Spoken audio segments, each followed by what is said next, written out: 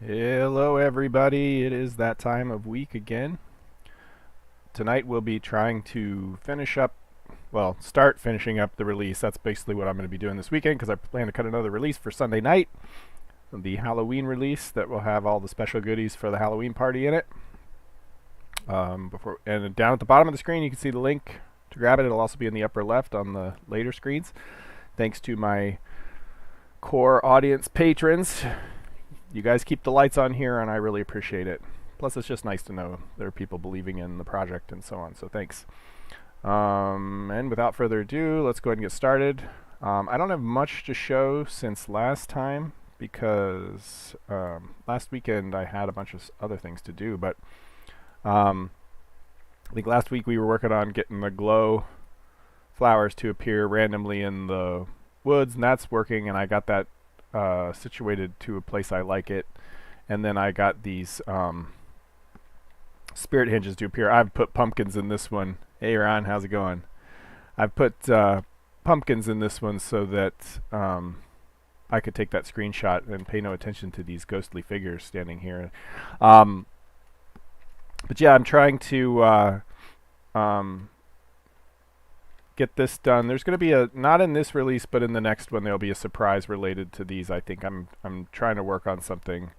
I did actually make it so that this guy will tell me test stuff. He'll tell me where the next spirit hinges are so that I can warp there, because I was looking for them, because I was looking for frequency and stuff, and there'll be something to do with that later. At any rate, so I've got a bunch of cleanup stuff to do. I still need to make the birds fly properly, but let me go over the list of what we'll be working on tonight. So I want to make logic for the Halloween trophy. That's like one of the things I really need to get done, though technically I could, that's server-side logic. It shouldn't require anything on the client. I just feel like it's more entertaining than anything else I've got. Excuse me. Yeah, I need to set up the random encounters for birds and crows. I need to re-enable butterfly encounters. That's something I just need to remember to do. It's a single line in the file. Then, standard stuff. I have like a bunch of test inventory items. Like if you look down at my feet right now, there's a belt pouch, because elves, I'm an elf right now, and elves don't have a spot for belt pouches yet. It's not marked, so the belt pouch just appears down there. Good evening, Max and Ron. Yeah,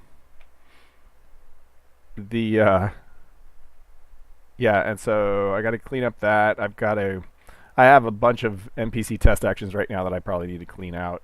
There's the apple block type is not really finalized, so I'm going to remove that.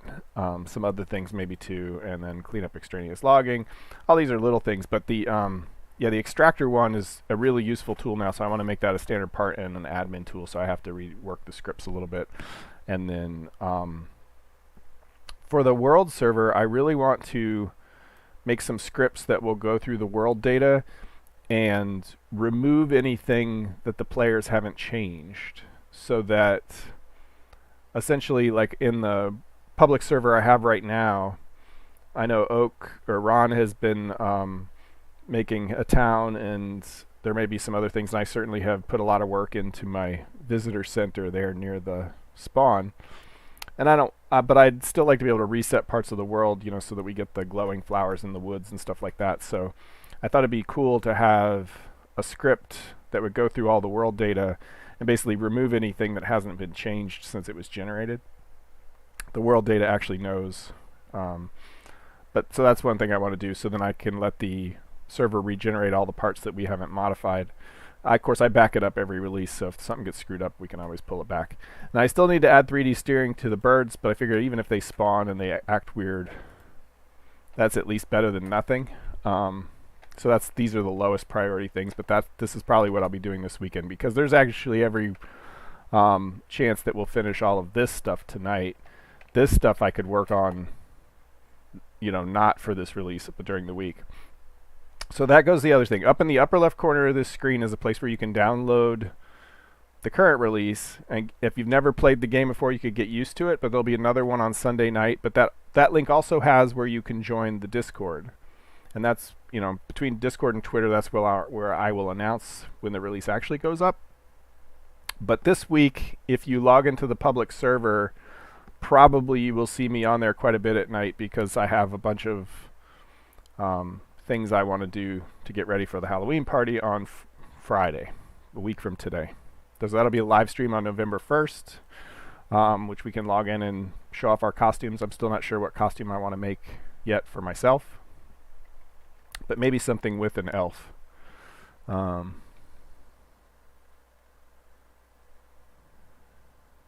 Yeah.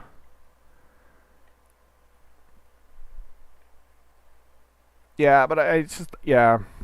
So that's one of the things I want to do with those scripts. I also need to be able to like clear out entities and things too. So I'm hoping I can find where people have placed their strongholds and make sure to keep the stronghold and any entities nearly around that, and any parts of the world that have been modified. So even if you've changed one block, I won't replace that particular section of 32 by 32 world. So it won't really clean up the junk necessarily. Although I could make it based on how many changes there are, because every time we click a block, it increments a counter. But I just wanted to make sure to save your town, the visitor center, and stuff like that. I don't know who all's built on the server yet, but I want to be able to regenerate all the existing towns so they have warehouses and the forest and things. And just definitely put these spirit hinges out, because these are going to have a sort of an important game mechanic role at some point. Based on past experience with other games and so on. But if you guys have sat this long through this, I'll give you a little closer look at one of the surprises, which is this cool ghost effect that I've got going on for these NPCs over here, which seem to have lost their hair. So there's still some issues to work out, but I think their hair is there. Yeah, the hair is there. It's just being it's there. It's just drawn. It's probably bright colored hair, which I can see. I can turn them back to oh no, she's got dark hair, but that means it's probably transparent. It's additive, I think. So yeah, it's just pulling in the head behind it, and then there's some visual tweaks to do because they just look bald. But anyway, so there's a surprise related to that I'll set up. They won't be part of the regular game in the sense that you won't see ghosts generate, at least not yet. But for Halloween, I have a surprise for what those will do. Anyway, so that's that. We can go ahead and get started, I think. I don't think there's anything else to show off. I could go up here and show... Actually, I don't know if any of the... So I made the flowers, the glow flowers, very rare now. There will be sections of the woods where they grow quite frequently, and definitely there was a bunch of bugs I found actually. So I fixed those. There was bugs in how the world kept track of where the tree shadows were at the generation level, which is one of the reasons I was having trouble getting the shadows to affect the glow flowers. But anyway, they appear rarely now. Well, for the transparency, I actually have set it up to be alpha additive, and it made things look weird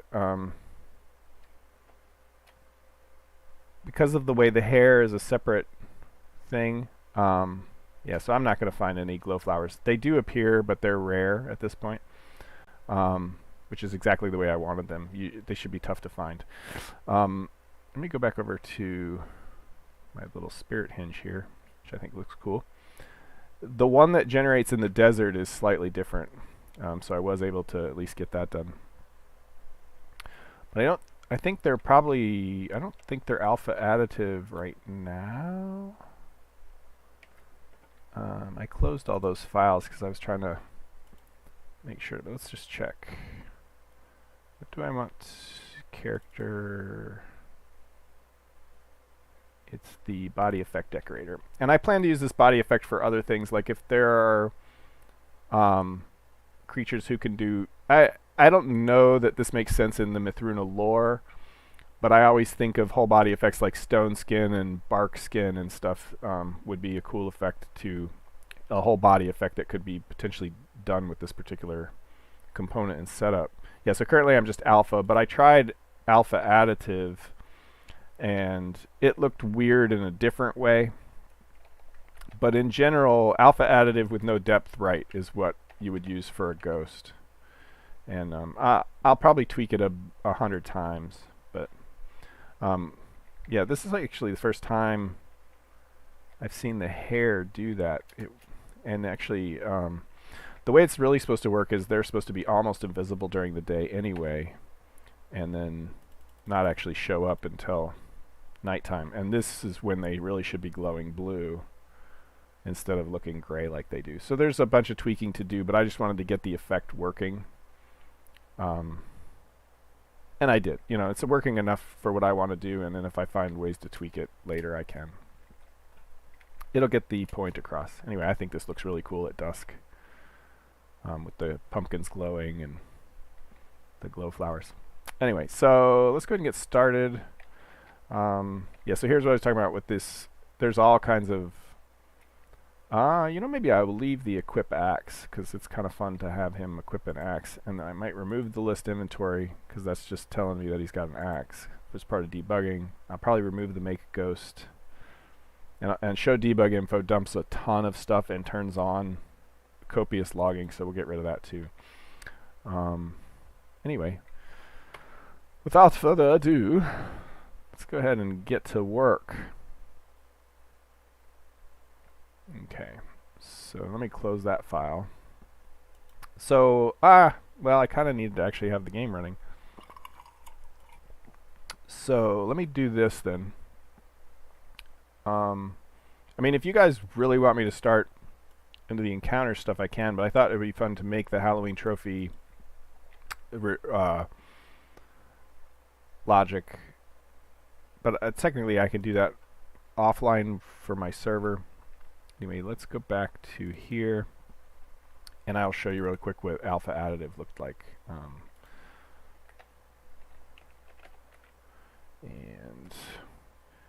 So what I wanted to do was real quickly make an object to be the trophy giver.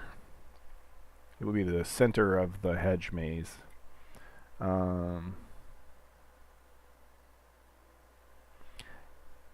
Yeah, the way I have it now with just alpha, what I need to do is set the... So I have the ability to set layers. And so I could go in and tweak the rig to have the hair on a different layer than the body.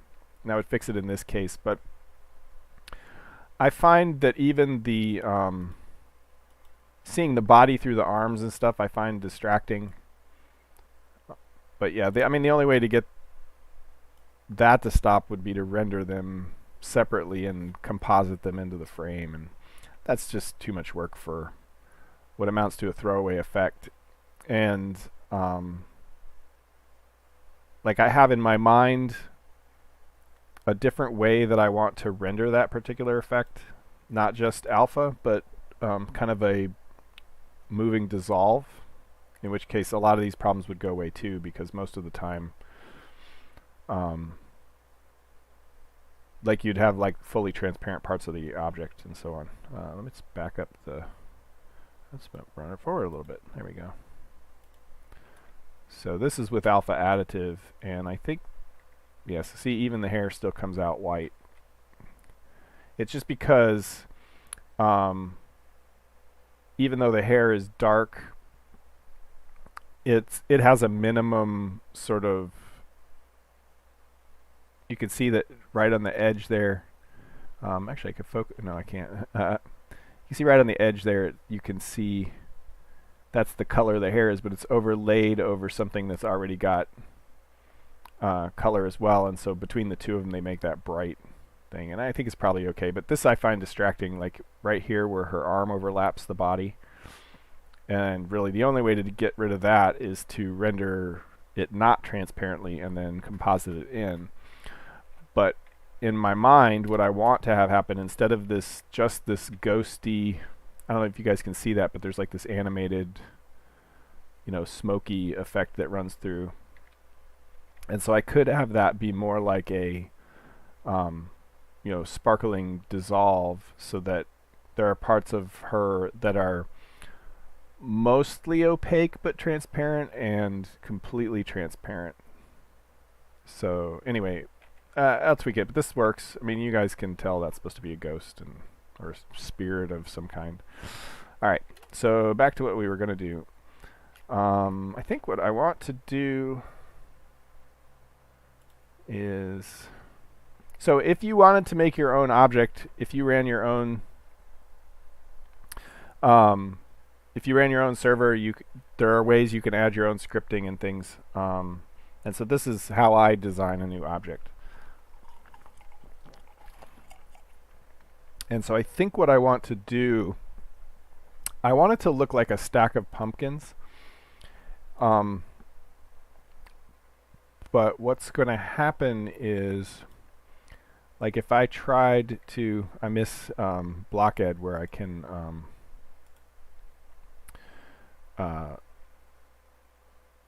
zoom in. And at some point I'll have, I think players will want to be able to zoom in here at some point. So I can't put them very close together, as you see.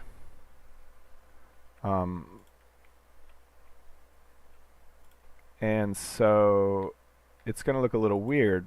But what I thought I could do, oh, that's unfortunate. The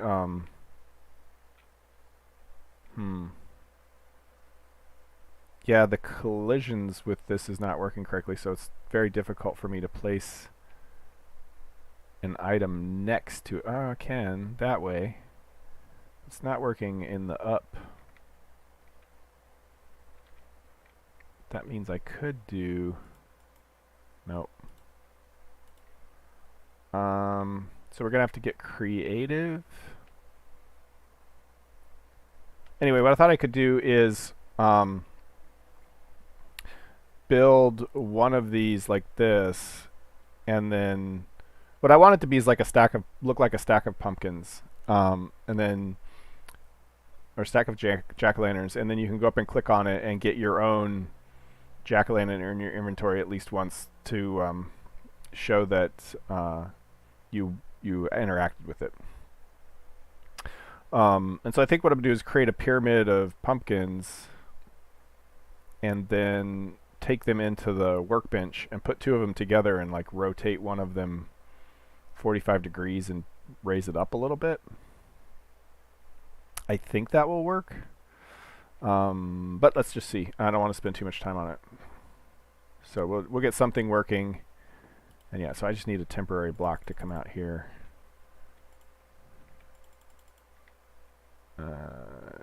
Yep.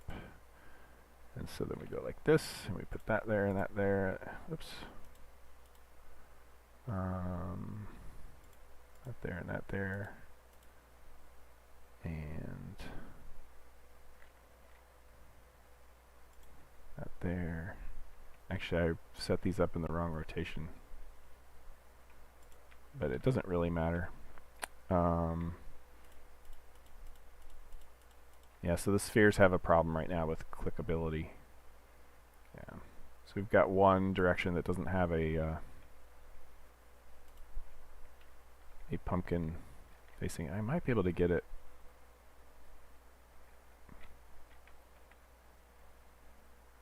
I had it. There we go. There we go. Oh, nope, I did it wrong. There we go. Now there's always a pumpkin on that level facing. And so I think if I save this as pumpkins,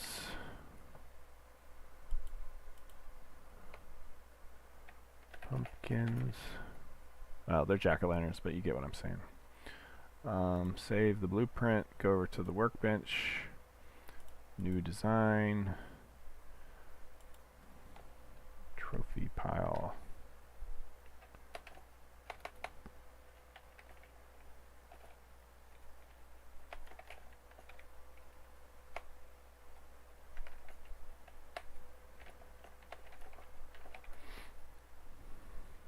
Okay, so we add a part, pumpkins, big giant pumpkins,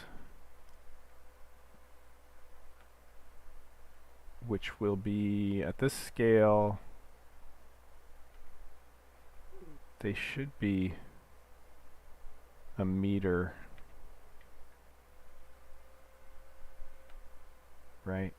25 centimeters each, so this should be a meter wide. It seems reasonable.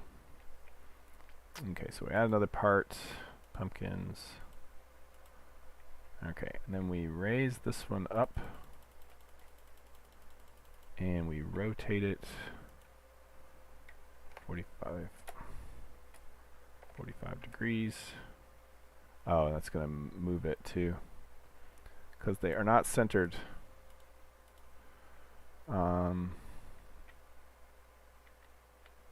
Okay, so, well, nicely I get the box. I can center the box, edges, corners, right over. And I get that this is a primitive interface. It's just sort of a get it in, get it working kind of interface, as I've explained before.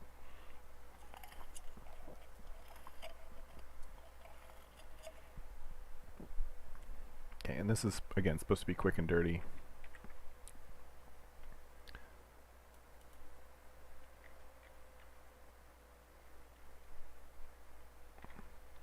Okay, I kind of feel like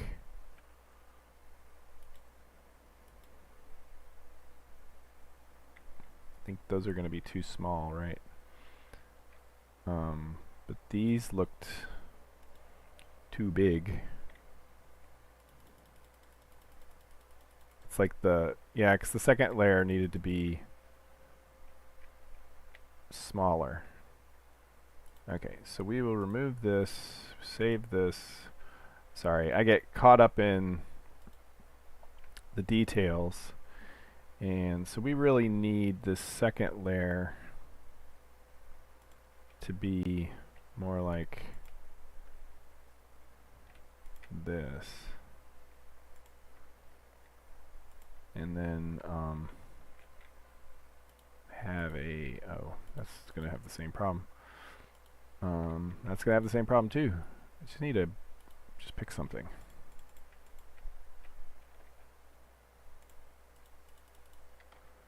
Alright, so save pumpkins 2.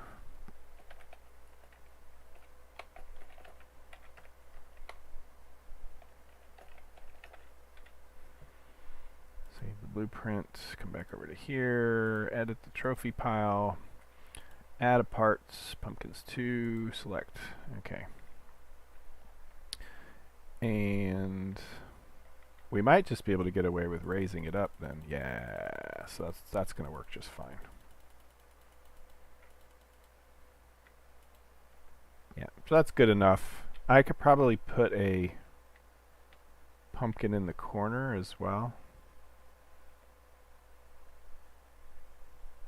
But this will get the point across, right?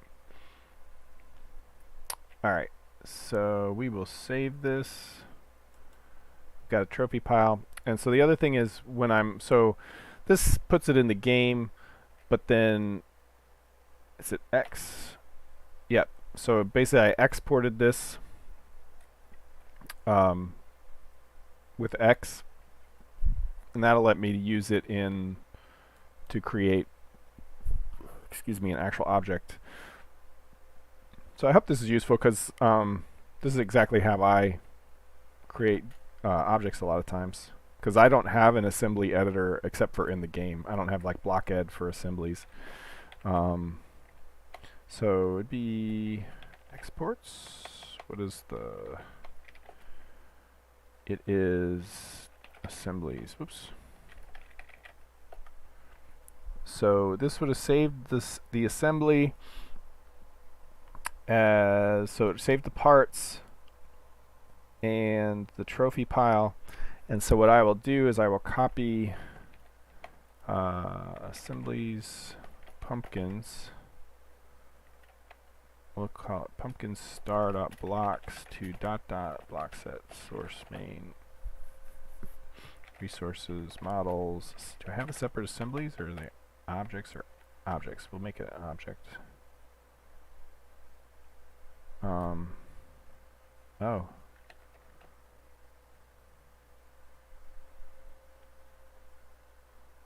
Why didn't it?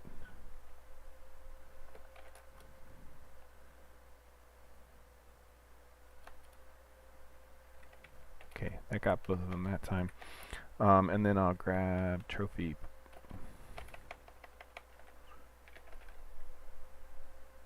That's an assembly. Okay, and then there's some editing to do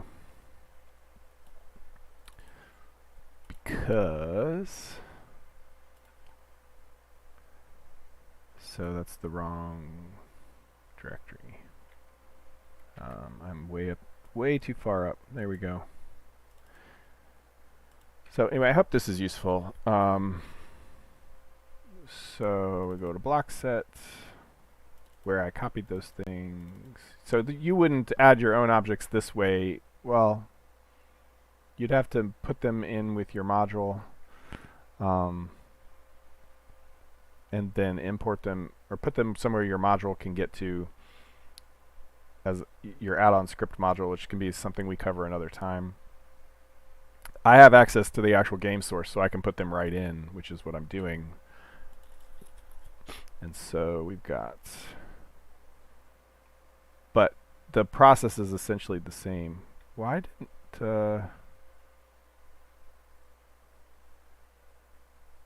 did I spell the other pumpkins wrong or something?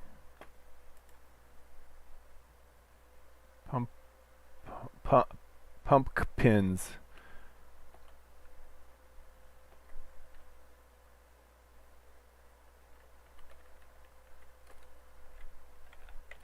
That's what it was. Okay, so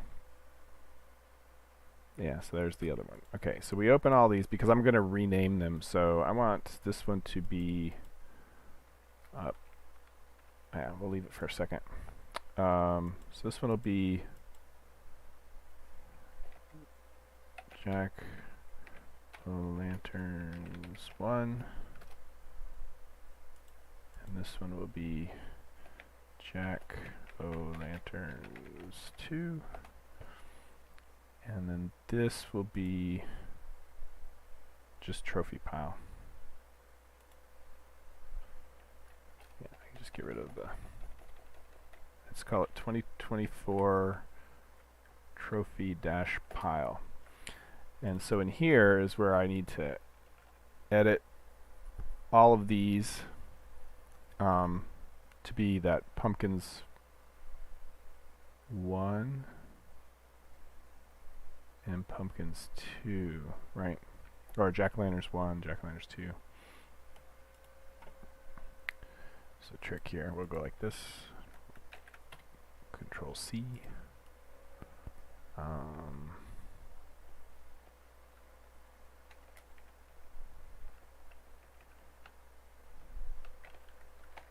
And I think, let me look, so I have another assembly in here. Yeah, so I think, yeah, I have to pull it the full. And I don't need the blocks on the it.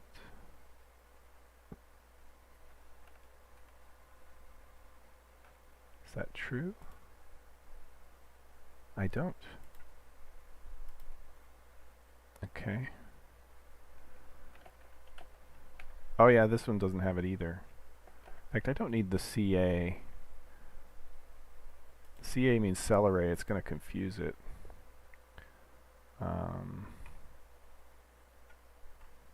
Jack-o'-lanterns. Oh, I got... Those are already gone. Okay, cool. Jack-o'-lanterns 1. So that I don't need the CA.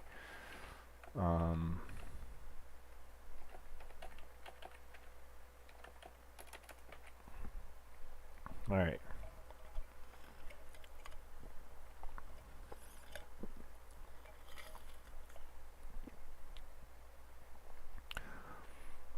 I think that's all I need to do to get this in. to use this in the game.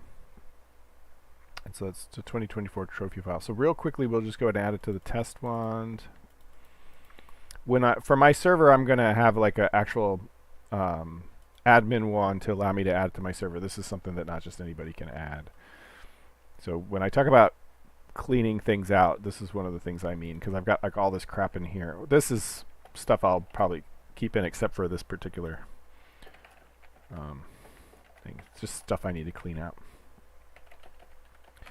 Okay, so down here, we will add another case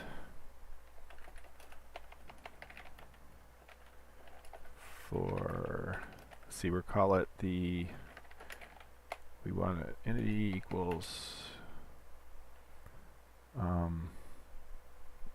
type 2024 trophy pile. Actually, we can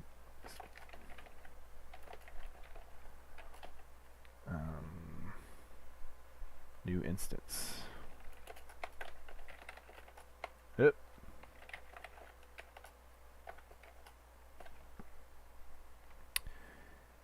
And let's just, for now, we'll let it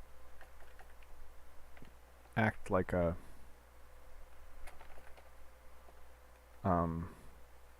that'll disappear after 5 minutes or something, just so that in case I leave garbage around, it'll clean it up. So test trophy pile. Okay. And so then we want to, I'll move this later. So I'm just going to stick this in here for a second. Oops. So this you could do in your own scripts to make a new type. And then we don't want it to be a base item, we want it to be a base object. And we will add an action take.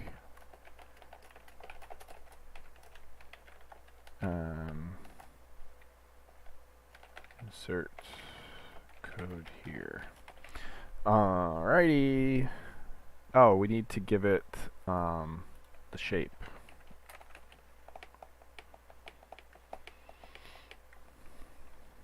Boink.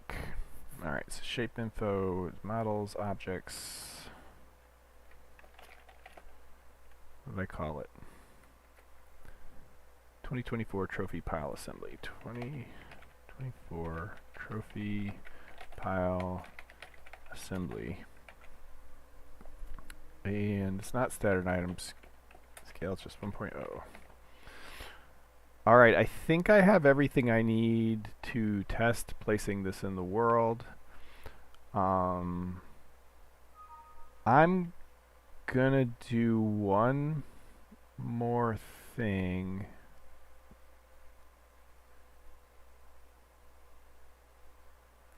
Have I made... Okay, well, we'll work on the script in a second. One of the other reasons I like to do this on the live stream is that you guys will get to see how to interact with the object as well. So for next week it won't be, because I plan to set this up, I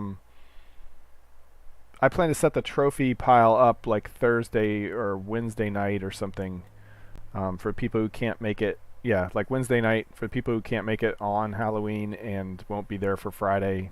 So as soon as I can, I get this set up, which means I got to get on the stick about creating content anyway. And I'll leave it up that whole weekend maybe. Want to make sure everyone can get their trophies if they log in.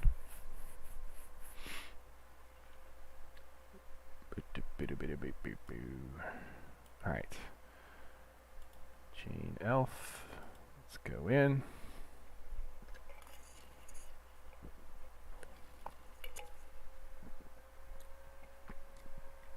Let's see how badly I screwed things up. Okay, so trophy test. Let's make a Placement, come on. Placement right there. It did not place it. Why not?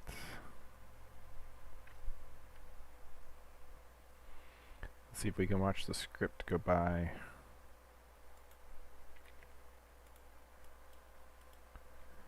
Model view state got the entity.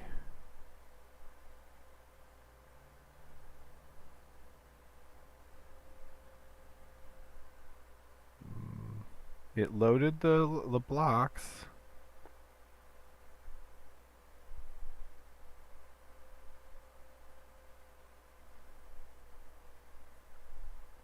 So is it a problem with the shape, or is it a problem with the script?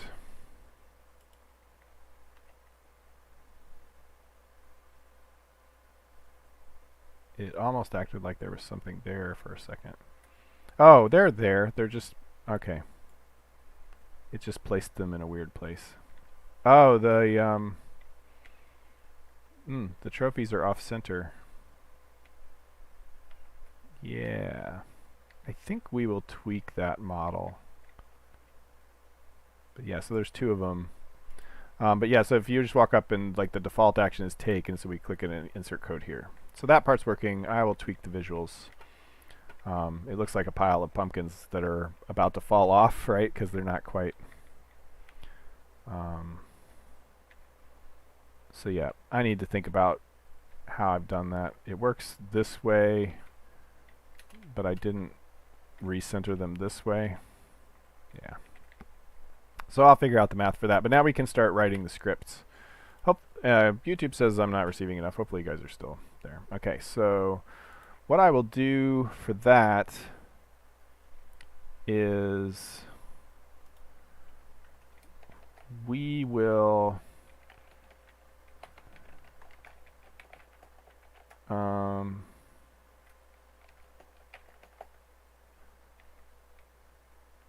session itself. So I want to do session and self, yeah. Session and self. So this is a trick I use to get live.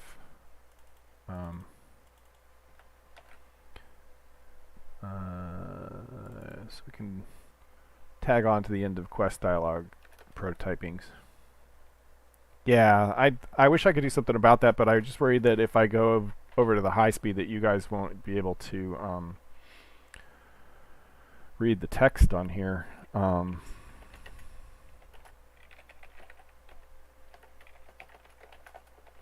Okay, so I moved this. Kilroy was here. So now when we run it, we should be able to get. Oh, did I? Oh, I had locked the log. Okay. In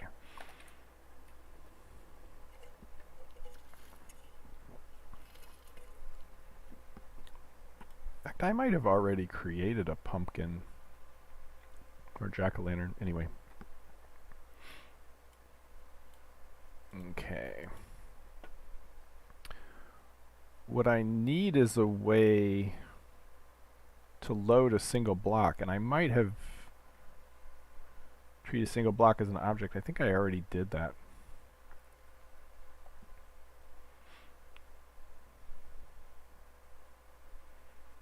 So while that's loading, let me look at one more thing. Let's go to shape registry builder. So we can do from an assembly fax blocks function.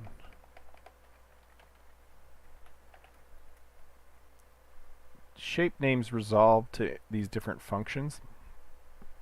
And I thought I did one where you could just specify a block type directly. Yeah, so I think if I do dot facts,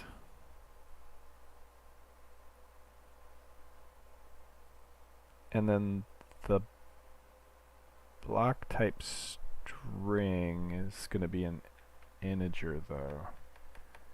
This is okay. So the numbers of a block type can change, but their names can't. But for a different world, this number might be different. And that's okay when you're resolving things for the facsimiles. These are for the choppable blocks. But it's not okay if I want to load a name block. I'm just trying to think of ways to get around having a special jack-o'-lantern object for things to give out for the trophy. But that's all right. So I don't have a trophy to give at the moment because I didn't save one of those objects. Excuse me.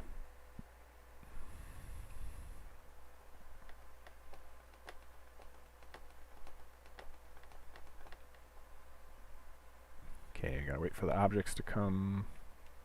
Ah, they're there. It looks cool.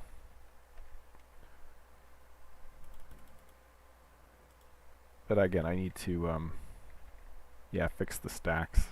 I just need to think about it a little bit more. Alright, so if I hit take, it should tell me, whoops, bad things.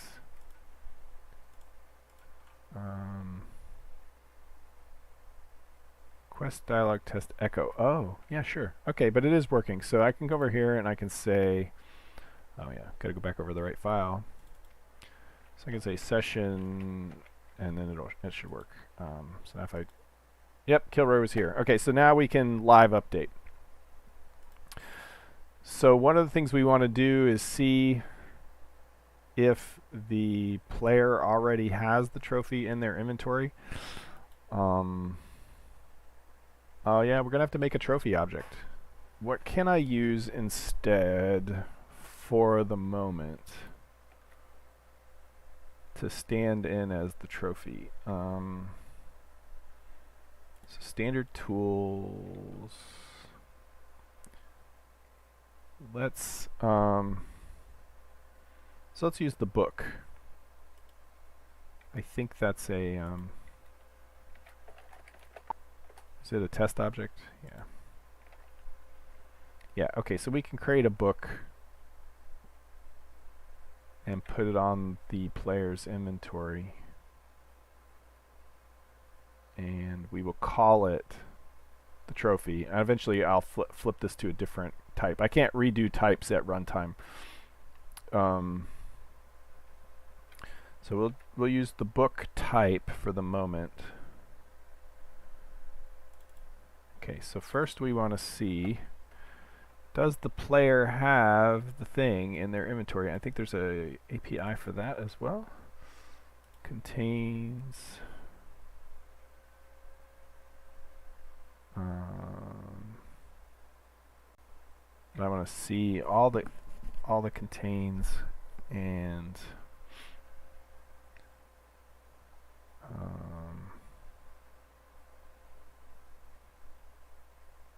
see if I had added all this to the scripting guide.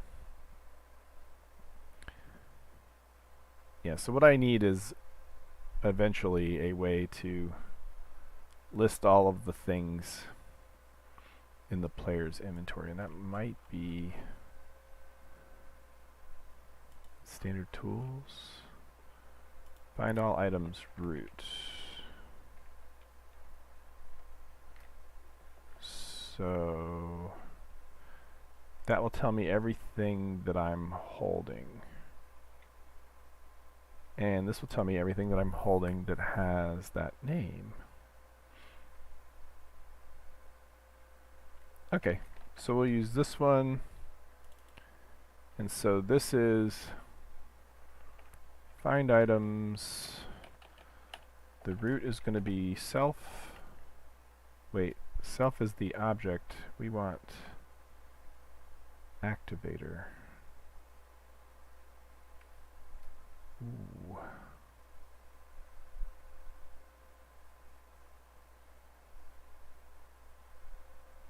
Session. What is session?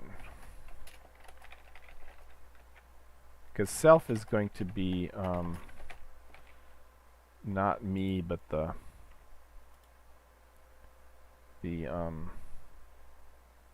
okay, so the activator is the session, and the entity ID is for this guy. So self is the pumpkins, and session is the activator, or session has the activator. But what is session? Session is the action environment. Okay, so can I get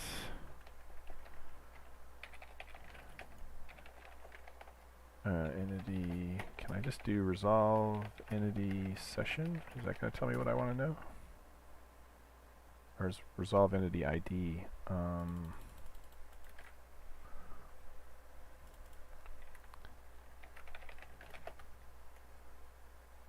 Resolve entity ID. So in the scripting engine, you can have a lot of different objects. Mostly the scripts want to work with entity IDs, but you get some objects like the session or the activator that have an entity ID, but they are not the entity ID, and this is one way you can return them into the entity ID. But I don't know if it's going to work for the... oh, it does. Cool deal. And so we can say...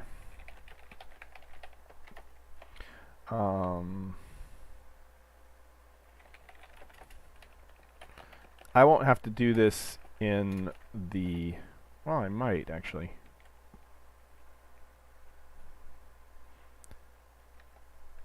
I shouldn't have to do this in the real script, not the prototype script. Let's just make sure it's really who we think it is. Doink. Yep, Jane Elf. Okay. Because over in the real script, I don't have to like pass session itself. It's just already got an environment. It knows the activator and the entity and so on and so forth. Although I guess even over there I use activator.id. Anyway, resolve entity ID is the way to do it unambiguously. Hey Lando, how's it going? Sorry I didn't notice you sneak in down there. Alright, so we want to find item def existing equals find item. We're going to call it the 2020. Oh, we want the root and 2024 Halloween trophy. That's what it's going to be called. And so then we can say existing. And if existing, return. Otherwise, trophy equals, right, type book, because we're going to just use the book for now. New item. And do I have any examples here? Or I got to flip over to the other. Or new instance, or and I have a backwards parenthesis anyway, so let's just...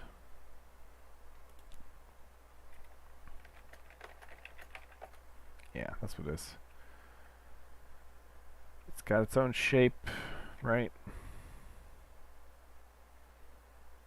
But we need to create a name, give it a little mass and an activator. Alright. So it's new instance. And object name create.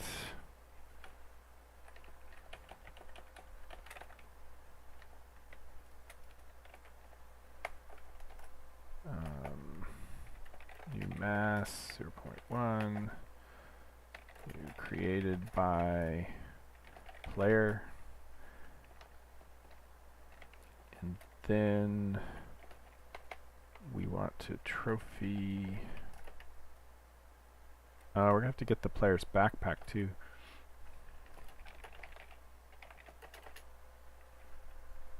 Find item player backpack. not the best way to do it.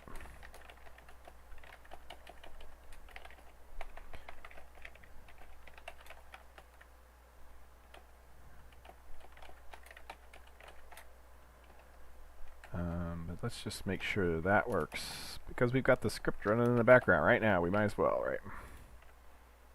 Uh-oh, where'd my, oh, it's right, it's set up to, set up to go away after 5 minutes. I don't know why it places it way the hell up there. Okay, so take again. Backpack. Okay, so we've got backpack 2. Okay, cool. Alright, so this stuff, that stuff should work. It should tell me that there's nothing existing. Yep, okay. So we're good. And then it'll come down here. We make the trophy, and then we need to put the trophy contained in player backpack. And unfortunately, there's no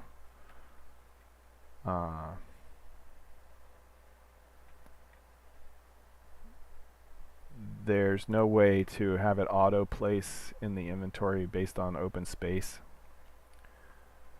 in this version so far. So I just got to put it in a slot. So let's just pick one. 15, comma 2. Alright, let's see if we can give ourselves the Halloween trophy. So first, let's check our inventory.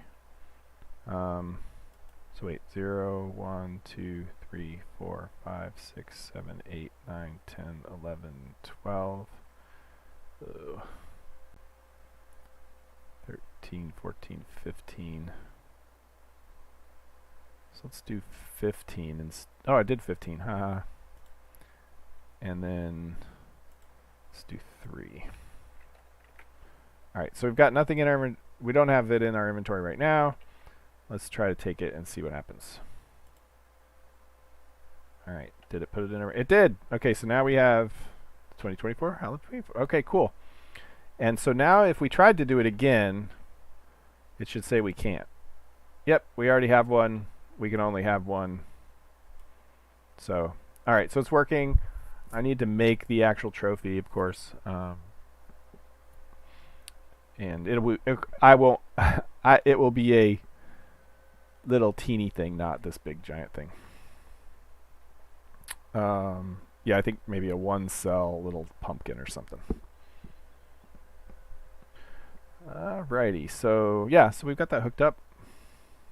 Let's do the rest, which means I've got to make a blueprint. New blueprint. We just want one jack-o'-lantern. I think this will be it. I think that'll be the trophy. Unless you guys can think of something else you want in there. I can't do assemblies yet, so I have limited ability to do much. So let's say 2024 trophy. And I'm going to rename it anyway, so it doesn't really matter. Edit it again. Oh, interesting. Oh, yeah, because that's the blueprint name. Save the blueprint. All right. 2024 trophy, edit the blueprint. So we want to export that, even though it's a super simple block file. All right, so that's all we need to get everything hooked up for reals. So first we'll do, so when you hit X, it goes into the blueprints directory when you're on the blueprint editor. And so we should have the 2024 trophy. Yep, there it is. So I am not, oh, you know what? I shouldn't be building these right into the game. These should be part of my custom server mod. Anyway, one of the benefits of being the game developer is I can cheat.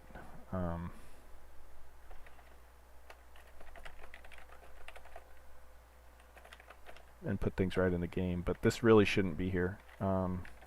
And if I get time this weekend, I might sort out how to move it out, and I'll document that.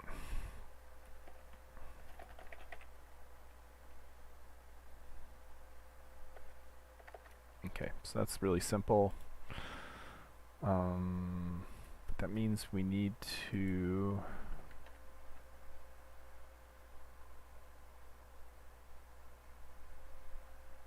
make a trophy type.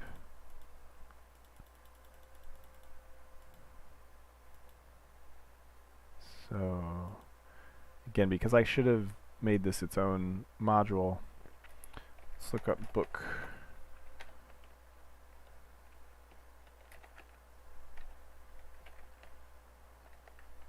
Okay, so 24 Halloween trophy. Actually, we can just call it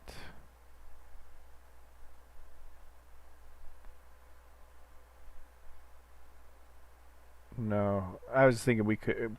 Anyway, I need to pull this out into its own thing. But anyway, what I call it? I just called it the 2024 trophy. Yeah. Standard item scale is fine. Object volume equals the shape volume, which should be it should be tiny. This is a trophy for visitors to the 2024 public server Halloween party.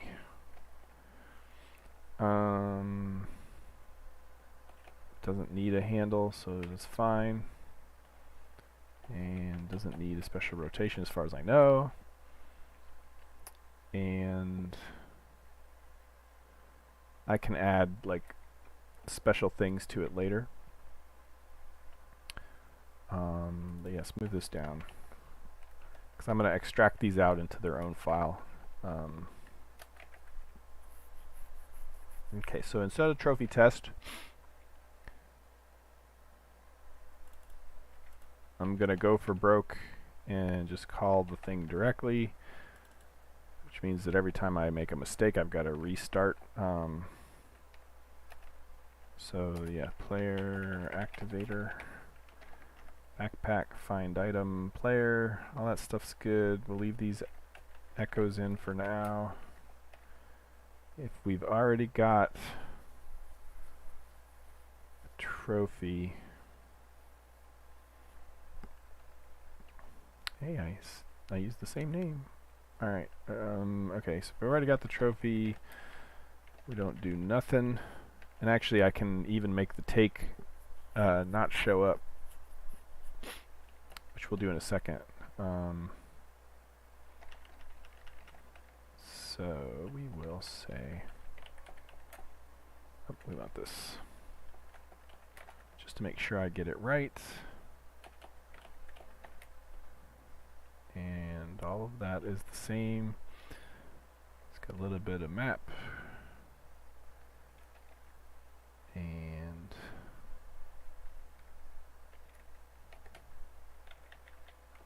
just in case I want to test some stuff again. And so that should be a good location for that. What else do I want to do?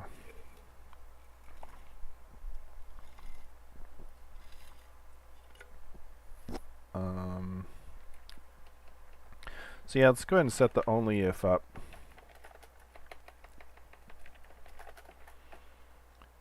So we'll say player turn. Yeah, we'll go like this.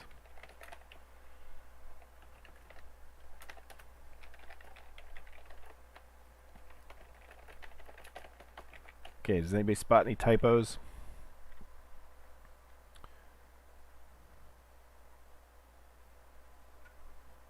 I think we're good.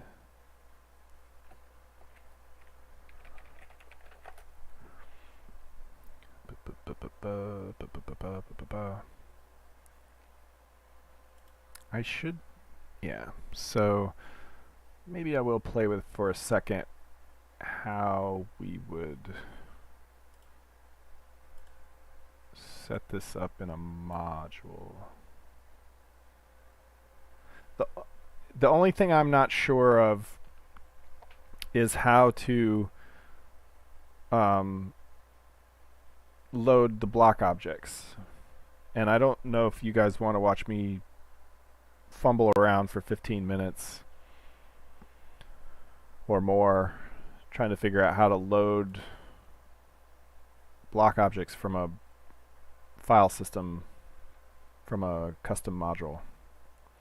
I need to figure it out, but I need to figure it out and then document it in the scripting guide so I don't have to learn it every time. Okay, so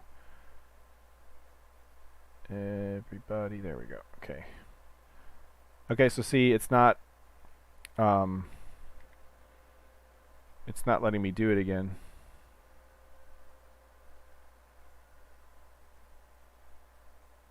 Yeah. But really, sometimes it just comes down to, yeah, so I can't delete this. And so it's not going to let me,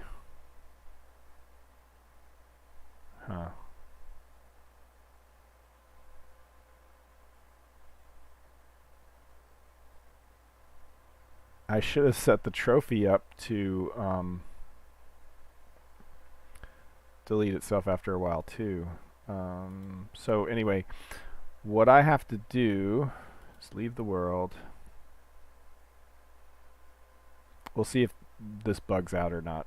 Sometimes it doesn't like it. So let's continue the last world. Yeah, we already get weird UI stuff going on. There we go.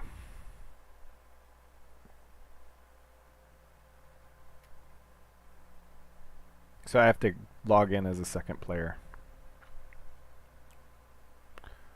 Create character. Let's make Jane human. Jane human. I need to have like a randomize buttons here, right? So you can make a random player really quickly.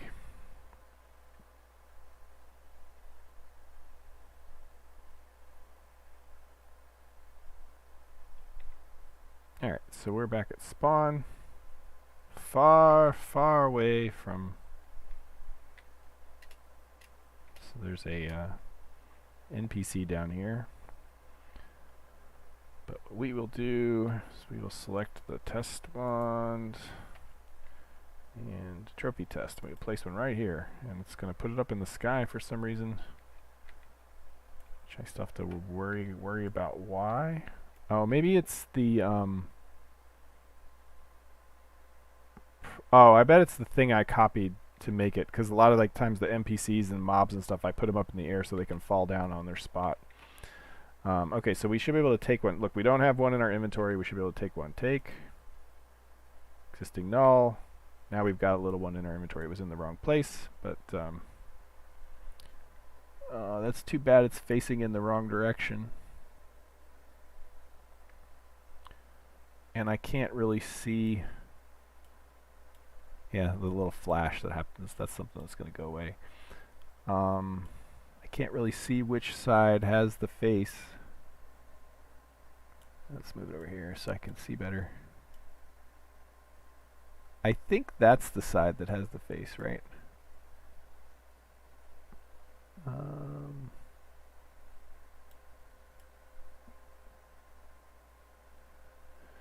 So if the face is facing that way, so I can, if I do new blueprint, I can hit Control X and select the one from before. And so if the face was facing this way, I should be able to replace it with one that's facing this way.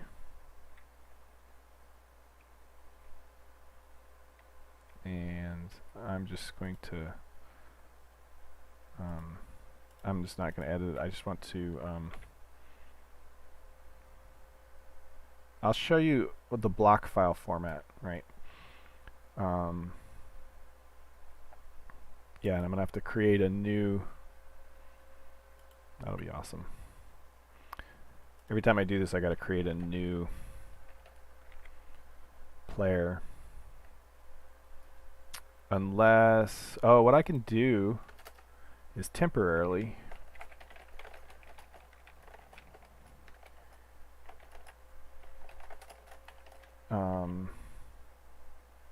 So remove entity self.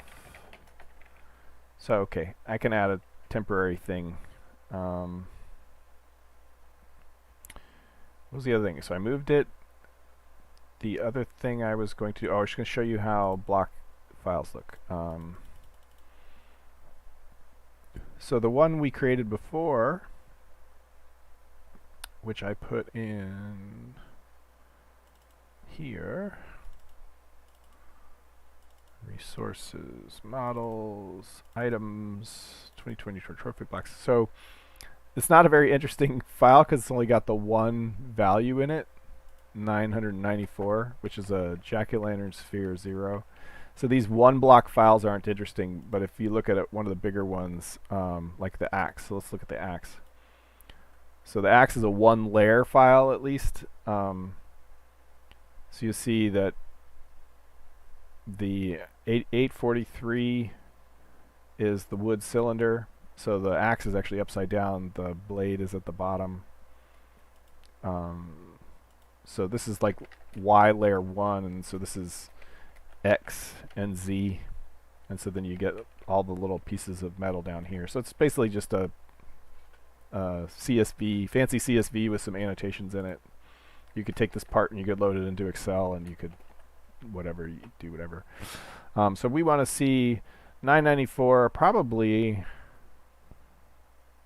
I can guess, but I already saved one in, oops, client blueprints. I did just new blueprints, right? So it's just sphere 3, which is 997. So if we go like this, I could just cut and paste the whole thing, right?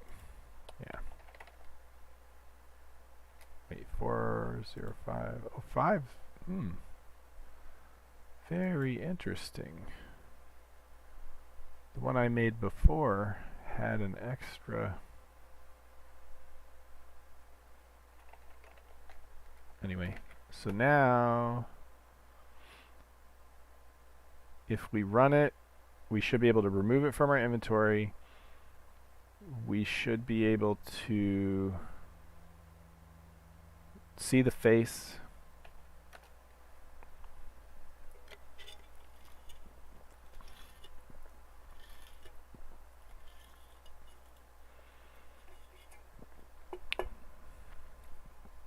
The Pepsi is almost all gone. Okay, continue last world. And so actually I can go clean up my other player. Should be able to.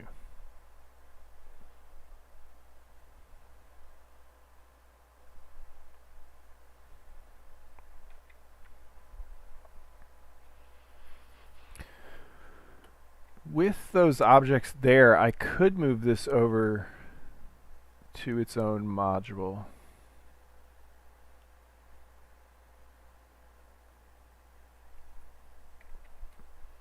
So let's go back to Jane Elf, clean up her inventory.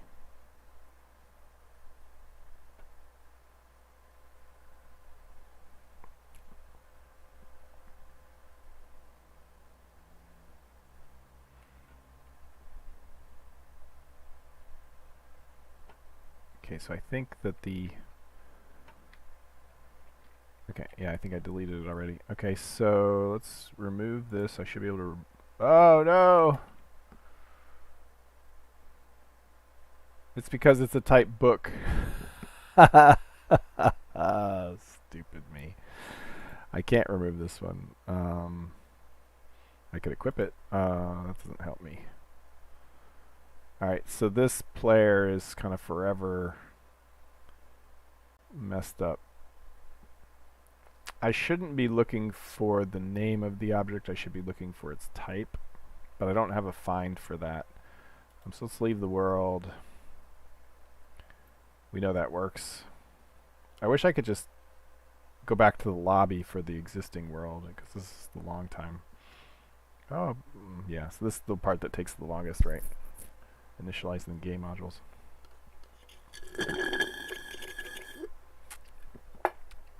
The Pepsi she is finished. Okay. So let's go to Jane Human.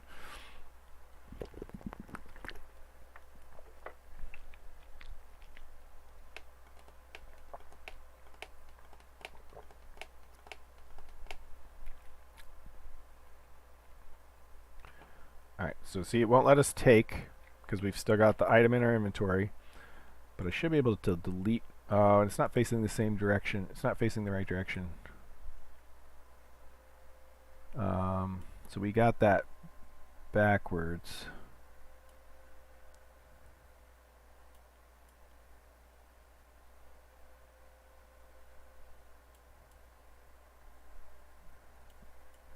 Yeah. Oh.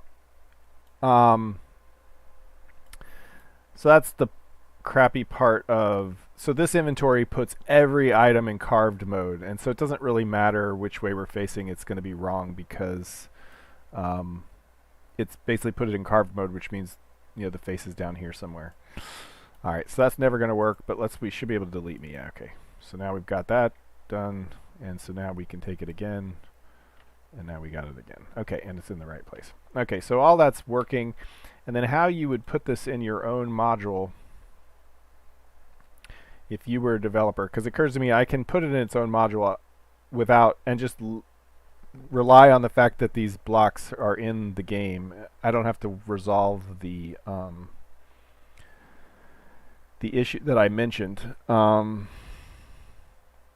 So what we want to do is go in here to whenever.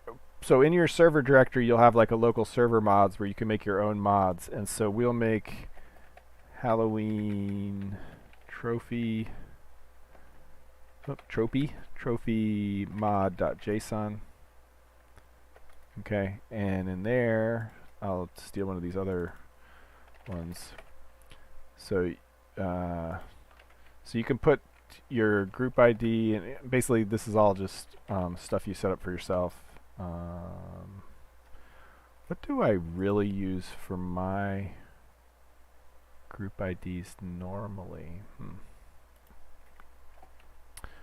the interesting thing is here it will be reloadable. Righty.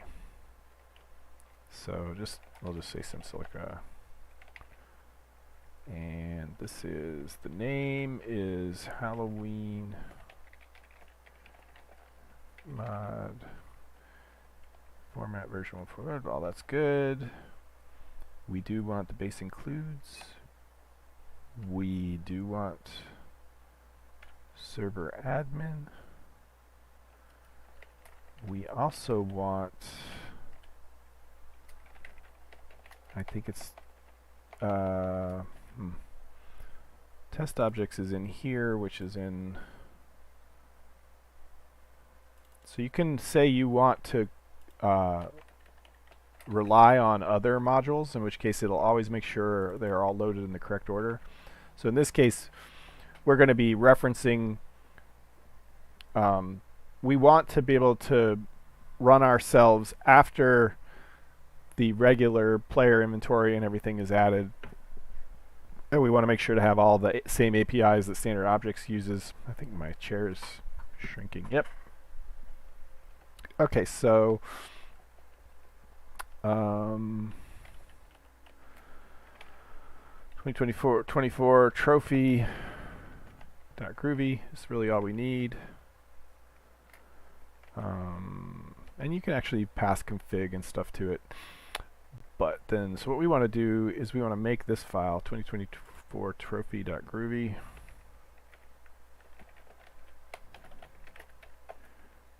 And don't all out the garbage. And so we'll come over here to our test objects. We'll just basically cut all of this out.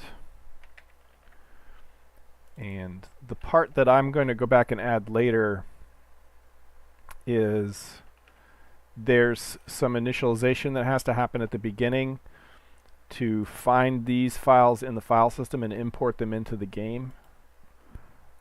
That I'm not sure how to do off the top of my head. Let me... yeah, I do this thing where I add a space to the file because then it turns red in here and I can find it easier. Just to make sure there's no imports or anything at the top that I need. I don't need that. The other thing I want to be able to do is if you are an admin, I want to add... So standard tools.groovy has like this bit on a player entity joining. And so I want to check if that player is a admin and do something to create the wand that they can use to place the trophy giver. So eventually I'm going to need something here to check to see if admin give trophy placer object, so that I give a special wand to allow the admin to place the trophy. So this is, so for me, I actually could check my player name or whatever, since this is going to be specific to my server. So all of the stuff we just did should still work, even though none of the game files have that anymore. I should be able to test this. Right, trophy, everything got moved over. And we should have a new module. So eventually there's those config options, and eventually modules will be able to say that they want certain parameters, so that when you're creating a new world, there'll be a settings screen where you can go and turn on and off options for different modules. Like when I hope that when I add hunger, thirst, fatigue, that there'll be like a toggle where you can go into, when you're creating your world, you can go into the settings and turn that on or off if you don't want to deal with hunger, thirst, fatigue, or hunger or thirst or fatigue separately potentially. It just depends on how complicated the author of the module wants to make it. But the point is, this game is mod ready already, to the point where you can almost do a full reskin if you're really clever. So there's client-side mods that set up the... So Jane Human is the one we want to play with. So we should still get all of the things. And I should still get the joining message. I was going to look in the logs after we were done. Alright, so where's the pile of... There it is. Okay, so I should still have this in here. I should still be able to say, delete me. I should still be able to do this. Yep, so I got the thing. Yep. So all that's working. Eventually when I fix this bug in the inventory, I'll have that face the right way. Alright, so all that's working, and that's how you would make an external module. And so I just did. I basically moved all that to a module. The things that's still missing are... I didn't change the... I wanted to change this to a custom thing, but we can grep for it. Oops. Everybody wants their own different way of pasting.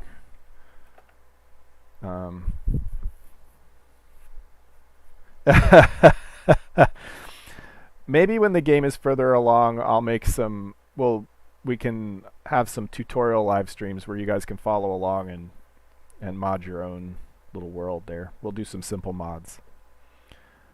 I think whether you specifically, Ron, find that useful or not, I think some people will, and you might have fun with it. Okay, so yep, see the Halloween trophy mod set of players joining. So I've got the hook in there, and I need to figure out, I don't remember how to tell if a player is an admin or not off the top of my head, and we are already an hour and 20 minutes in here, and I've only just now checked off the first item here. So which green was I using? Okay, so yeah, so let's do the encounters real quick. I think that's a good way to kill the next 40 minutes. But I'm going to go ahead and add my mod to Git so I don't lose it. What did I call it? 2024 trophy.groovy and Halloween trophy mod. Yeah, so like with each new year I could potentially add more scripts, more trophies.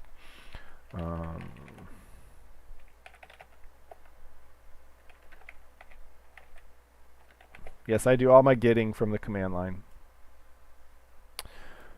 It's hard enough as it is.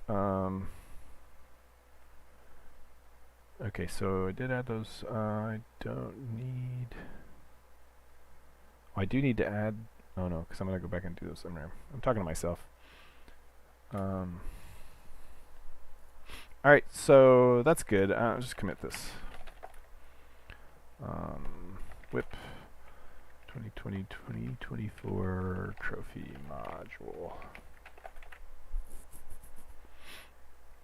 But the point I wanted to get across, though, is that unlike other games where you have to have like separate tools and stuff to mod the game or decompile it or whatever, I've wanted to build in modability from the beginning in Mythruna.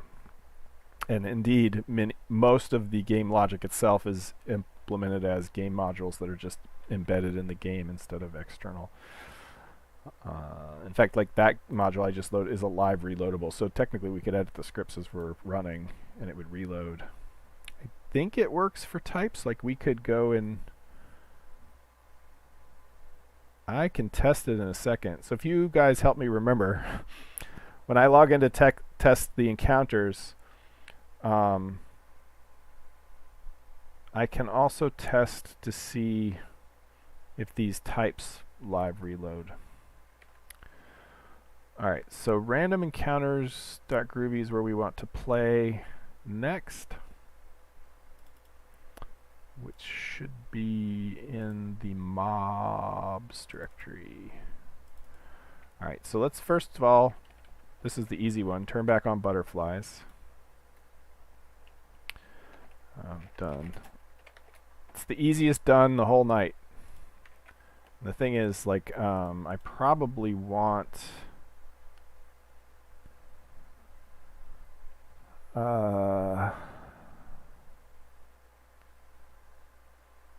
let's make it a little smarter. Disable encounters, because when I'm testing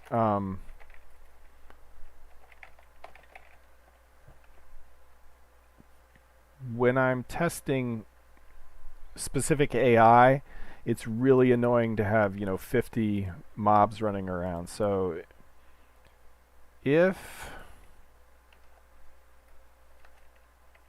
disable encounters, return. Don't do nothing. Okay, so look at the world data and see if there are any flowers. No flowers, don't create it. So this is for the butterflies.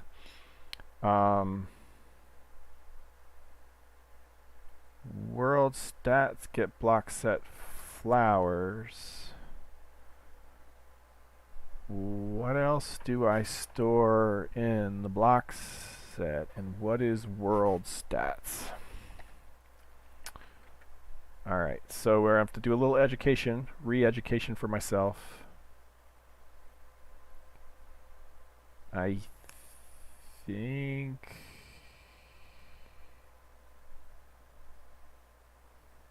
yeah. So let's see what world stats is.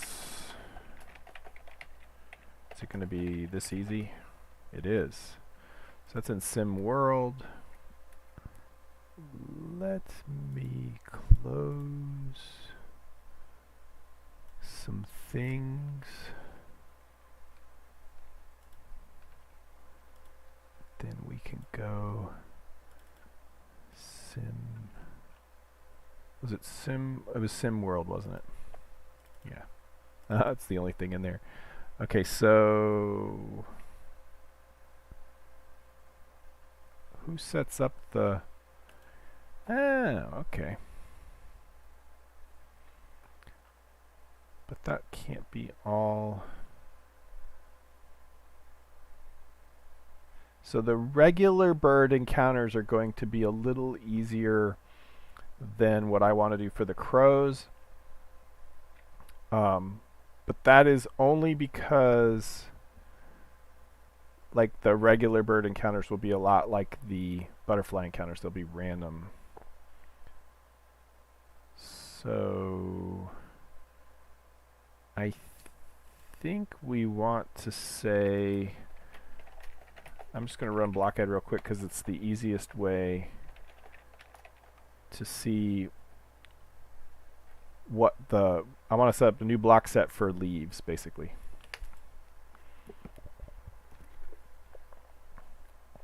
We'll have birds spawn in. So it's just the easiest way. I think it's, so we want to look for leaves, leaves 2, leaves 2. Probably that's it for now. Shrub is technically another one, but I think leaves means trees, and so leaves 2, and so set block set leaves dot star. I think it's just a regex. Didn't I decide leaves was the I gotta check because sometimes I use the word leafs to mean something different, and I just don't know if I misspelled it here. So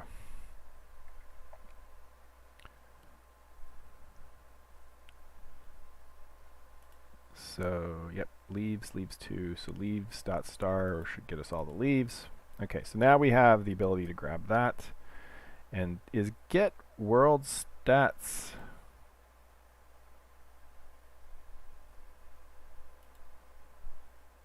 Get surface blocks for our area. Yeah, so it's going to do the work every time, unfortunately. Like, there is no easy way.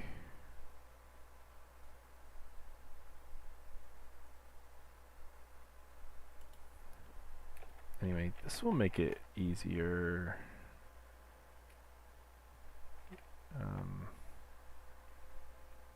Enable butterflies. Enable birds. Normally I would potentially make these separate files, right? Because we could have each encounter could be its own zone listener. Zone listeners are when a player gets close enough to a zone that zone is activated. You get this this zone listener is called to activate the zone, and then at that point you can decide what mobs you want to spawn in. And so this is the same. If enable butterflies, we'll do all this stuff, and there's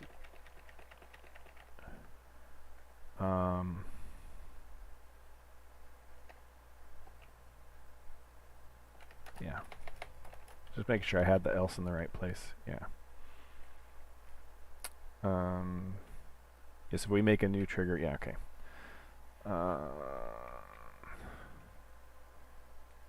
Alright. And so then, if enable birds,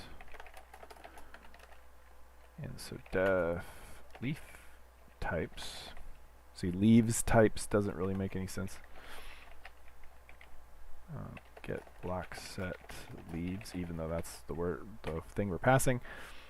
And so then steal this as well.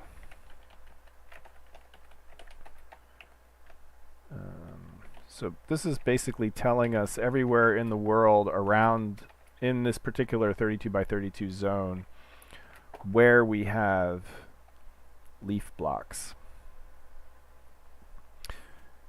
Leaf blocks for birds are going to be interesting because we only want to use the ones that don't have anything above them, probably. Although I guess if a bird is inside the block, he can move out. Well, we're about to find out. So if not leaves is empty, we're going to create the encounter. And so basically the same here, except for instead of butterfly encounter, it's going to be bird encounter. And spawn position's good. Created. Oh, did we do all of that work to find the leaves?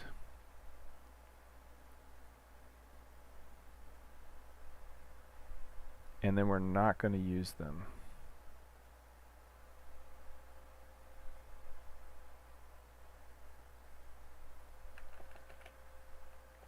Birds.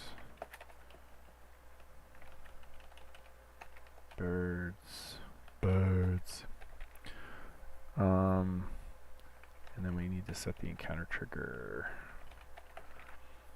So yeah, so we look for all of the surface blocks just to see if it has any. I'm going to fix that. I'm going to say, like if we were passing it on to the encounter, that would be one thing. But the encounter,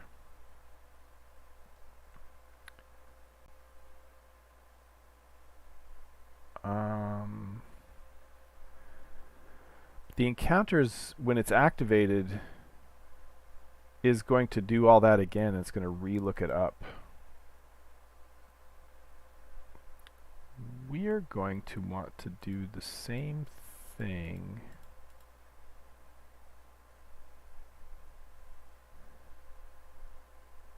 Trying to find all of them, just not. What is this doing? This is not doing what this says. It's removing the butterflies themselves.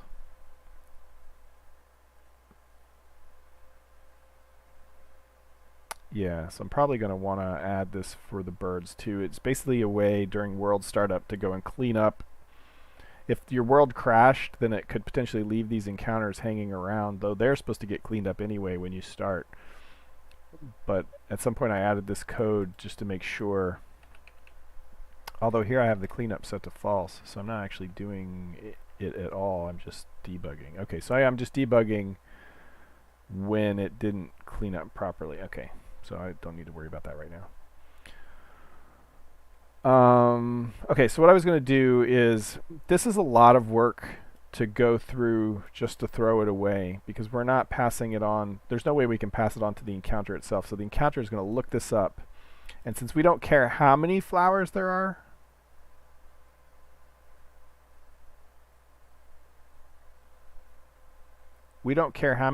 right now. We're just seeing if there are any. And maybe even in the future, we would only care if we found 5, right? As long as there are 5 flowers, we'll spawn a butterfly. Or as long as 5 leaves, we'll spawn a tree. Then we don't need to search through that whole area for all the trees. Right? Once we get the amount we're expecting, we can stop searching. So let's make a Boolean has surface blocks column ID set integer types int min count, right? Then we can have an int count equals 0. We'll do at some point I will refactor this. We don't care about the results. Wherever there were results, we're going to just increment the count.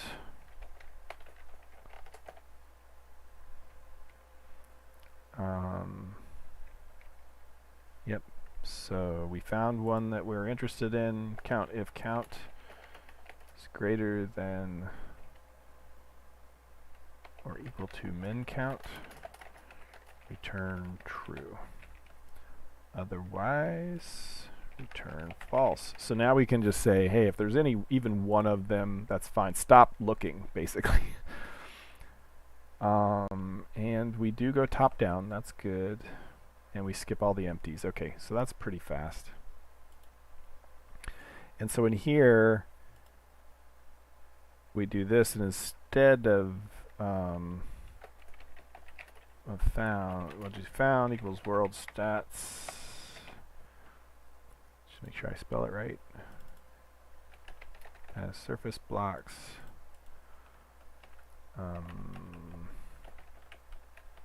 Call ID, flower types, 1. It has to have at least 1.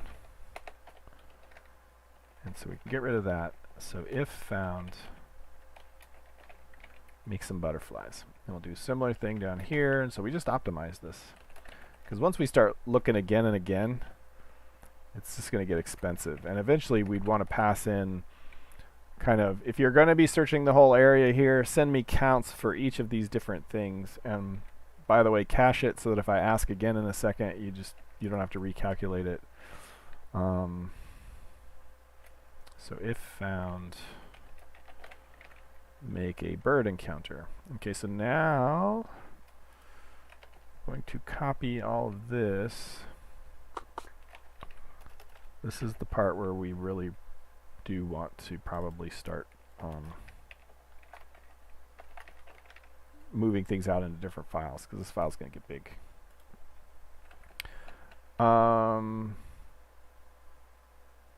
Okay, so that'll return all the spawns owned by us. And so the encounter is activated. Look for leaves. Spawn birds based on frequency and dial row. So how many blocks are there in this zone? Where are they? Okay, so I changed it from leaves to blocks because I'm going to end up having to do this again for some other thing. Okay, so we've got the leaf types. Just call this blocks. Blocks. So if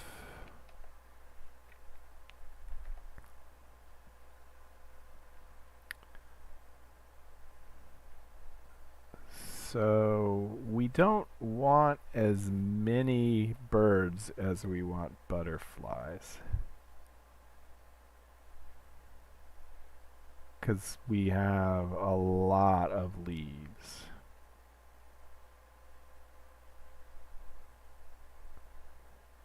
And so, like a given tree,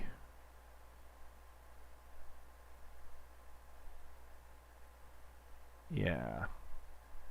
So I think we actually don't want to spawn, we don't want to make a bird encounter unless there are at least 10 leaf types. So leaf blocks, right? And so we already know we've got at least 10 for the birds.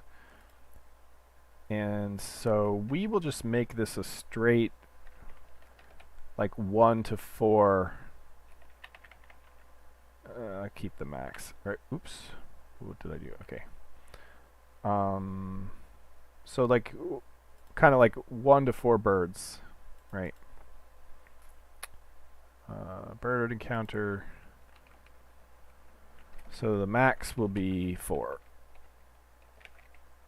So we'll spawn, if there were 10 leaf blocks, we'll spawn, now let's do 1 to 3 birds.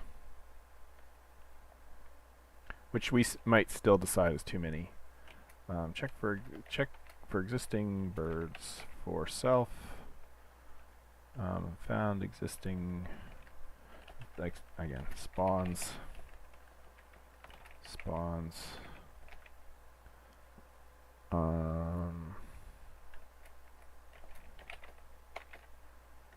Okay, so we've already, so yeah, we came back and there were still existing ones. We subtract those from the count. At this point, though, butterfly type is one of two types.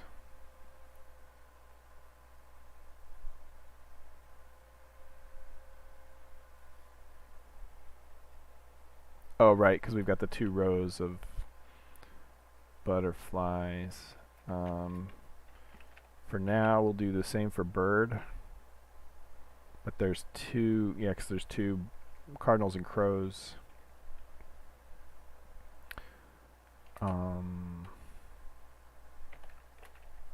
Blocks.size. So we grab a random block. And so we go, yeah, so basically we decide there's going to be, 1 to 3 butterfly or birds. Then we already know all the location of leaf blocks. And so then we're going to go through each 3 times or whatever, how many count times, and we're going to grab one of those random ones, remove it from the pending list, right? And then figure out our variant. So the variant is going to be heavily biased towards, it's going to be heavily biased towards the first column or the last column. No, first column. Yeah. Right, because if it's like 0.25, it's going to be even smaller. But let me see what the bird atlas looks like again. Uh-oh. Okay. By the way, I did go back and fix the blurring. Alright, so we've got limited. We've got 2 different bird types. And really only the one variant. Yeah. For now, I'm just going to pick one. So we'll just set variant to 0. And if, yeah, so here, that's still cool. Actually, we could go if bird fly type. If bird type equals 1, variant equals 0. And so bird type equals 3. Oops, equals 3. So basically, this is 0 up here, and we'll allow it to go all the way over there, which I'll fix in a second. And then this one, if it's this one, we'll only allow the first one. We won't have any variance. And so this one, else if variant is greater than, or if variant is less than 3. So that final position is super rare. Otherwise, we'll just make it a regular cardinal.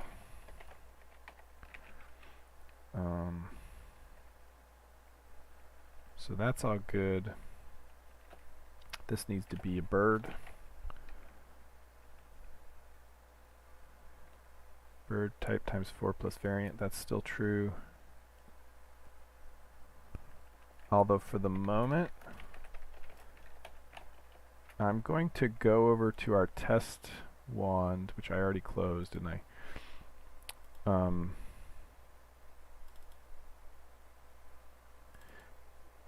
Oh, I didn't. Okay. Because I want to see. Oh, since standard mobs.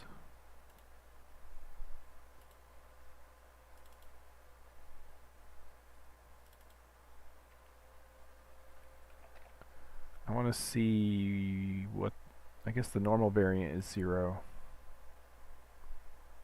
Or wait, I can just not set a variant. Right, because that's what we're doing here. We're just not setting a variant. So we'll just leave the variant out for a moment, just in case I've got the logic wrong.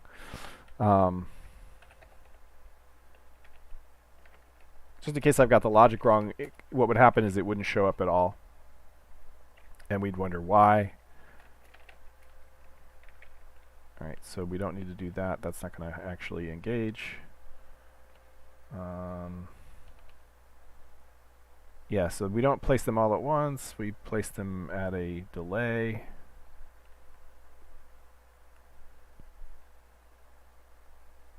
And place spawn position. Okay, so all that should be good still.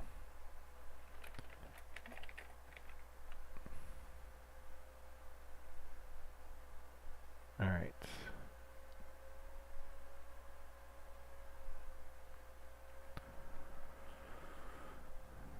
We should have bird encounters.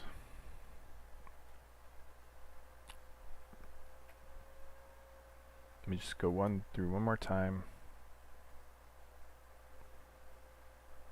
Since the script is compiled late, we look for leaves. Check for existing spawns. Technically, if count is less than or equal to 0, we could stop, but it's just not going to run this loop. We go through, grab a block. We do some randomization that we ignore. We created a bird. And we spawned it at the block location. Oh, we spawned it above the block location. That might work. Well, it certainly will, because 0, 0 for a leaf block is actually between the blocks. Alright. That was a lot of typing, but without running it to see, so if this doesn't blow up the first time, it will be amazing.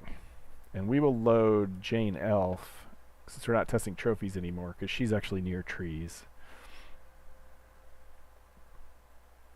Whereas Jane Human is over by spawn.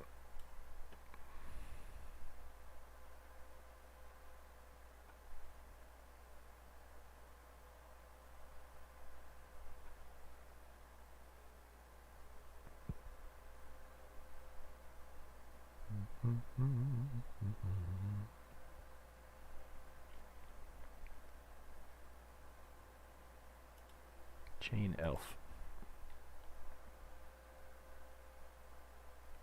Oh, what is this?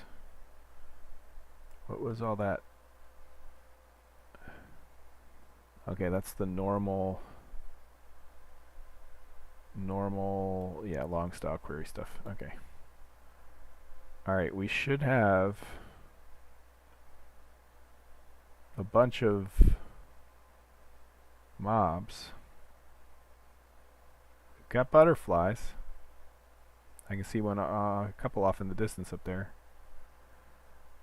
I don't see birds.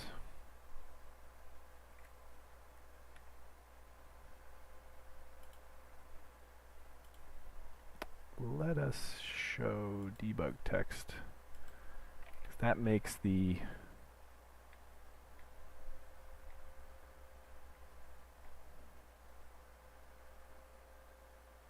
okay, what are you? You are invisible. Nope, that's a butterfly. So what are you over here? Because I don't see any. There's a bird. Why didn't you appear in a tree, though?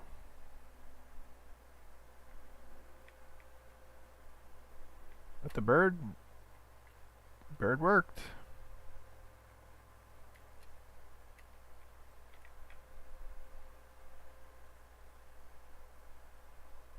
But why not in a tree? So these probably birds up here too.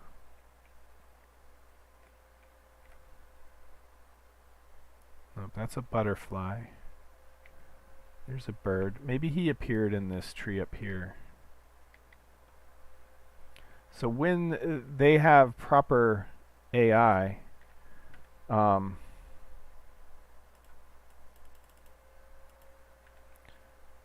they will try to hang around the trees.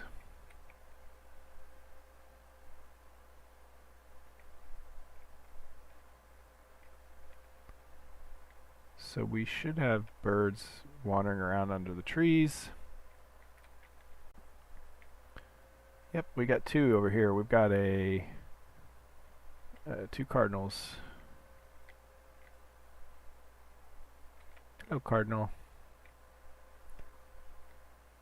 And so the world just became a little bit more alive.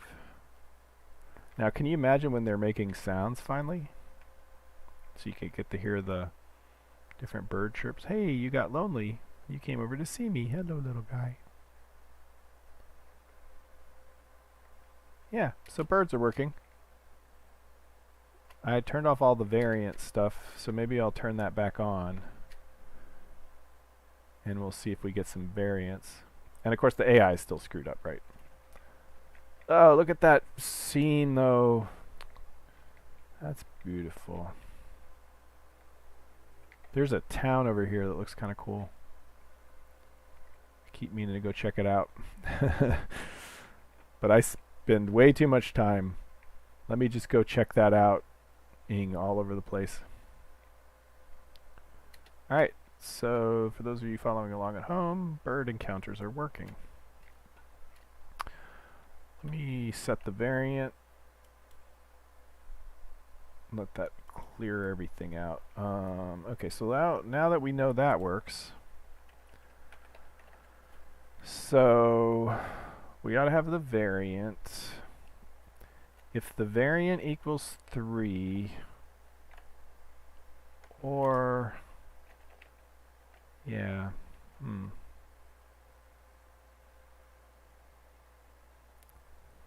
let's say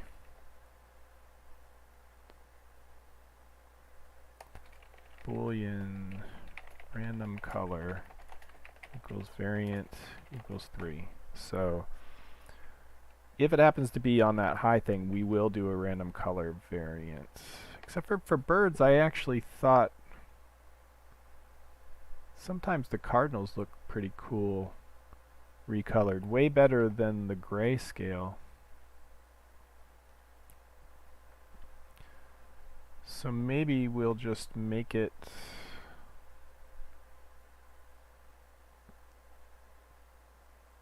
a random factor.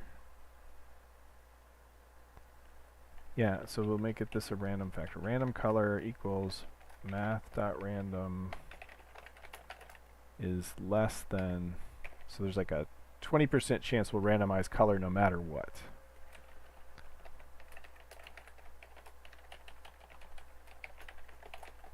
Alright, so we'll randomize color 20% of the time, even if it's a regular cardinal. Because I actually thought the color variation on the regular male cardinal skin looked better than on the grayscale skin. Alright, so we should end up with random birds now. I never did go and check to make sure that the live reload worked on the other. It doesn't really matter, I guess.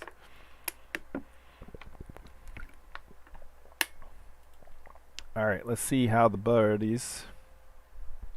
I hope you're all still following along. Because that was like weird. It worked the first time.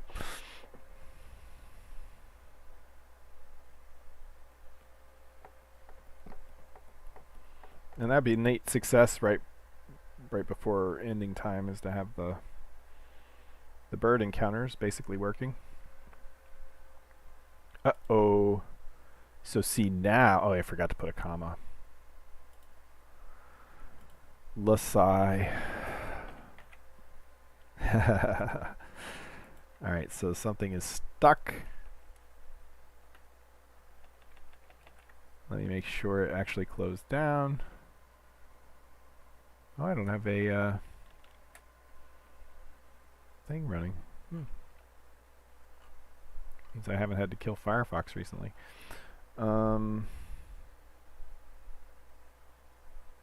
Java, we've got the one Java running, which I think is a Gradle daemon. Is it just using a minimum amount? Yeah, okay. Alrighty, let's try again. Yeah, it's weird on the live stream to type so much and do so much work and have it just work the first time. And of course then I make a one-line change and I can't remember to put the comma in.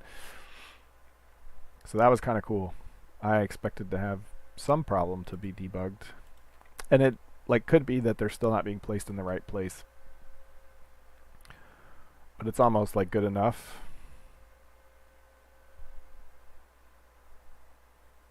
It's a feature that is added.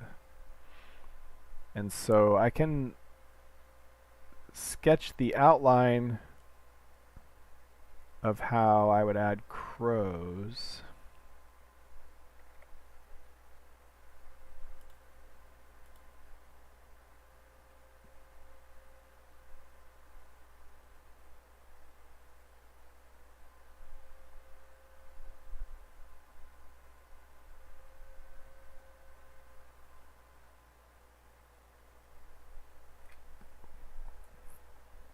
I'll drop a little hint. So I used to play this game called Ultima 3, and I think it happened in all the Ultimas, but they had these things called moon gates.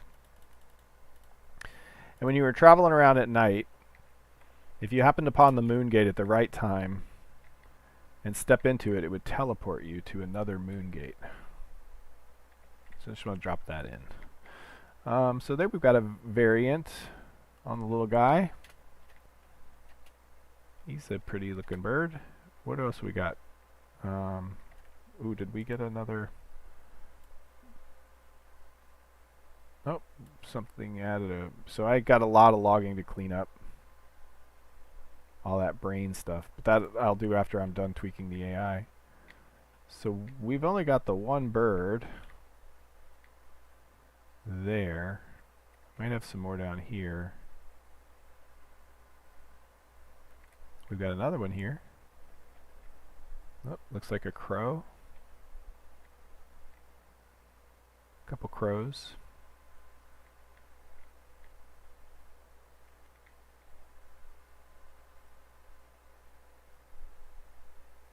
I'm a little disappointed that there are no regular looking cardinals.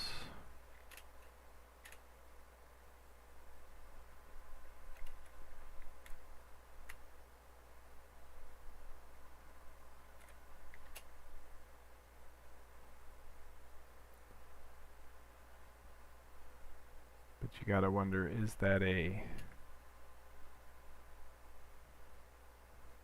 random chance problem? It's a nice looking hill. My compliments to the chef. The random number generator. Why aren't I seeing more birds over here?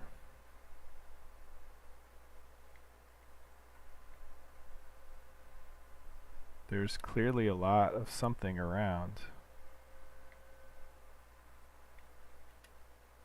There's some more birds over here. Oh yeah, they're collecting. But okay, so we got a couple. We got a blue variation. I wonder if it's just that there's something wrong in the logic that yeah, so we've got a lot of oh, hello. Okay, I don't know if you guys are still no, the CPU usage is not high, so the game has locked up though. There we go.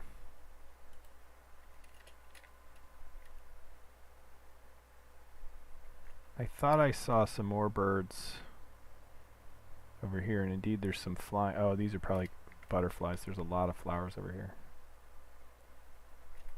And the birds are ironically not such good flyers at the moment. Yep, so these are butterflies. So we gotta be able to head back the way we came, and it'll respawn all those birds.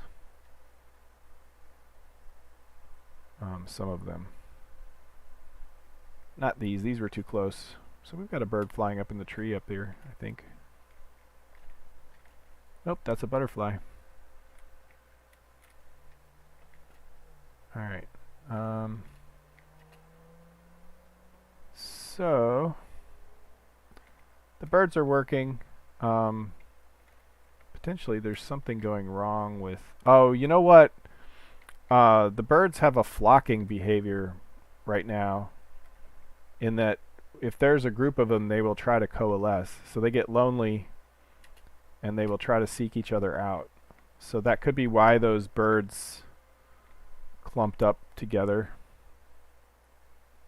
Okay, we've got a cardinal over here. Yay, a regular old cardinal and a bluebird. Nice. Oh, it's kind of purple. So let me turn to walk mode so that I'm not scaring the birdie off.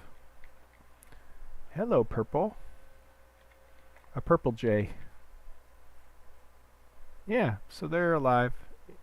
The world is a little more alive than it was before I started, and that's the important thing, right?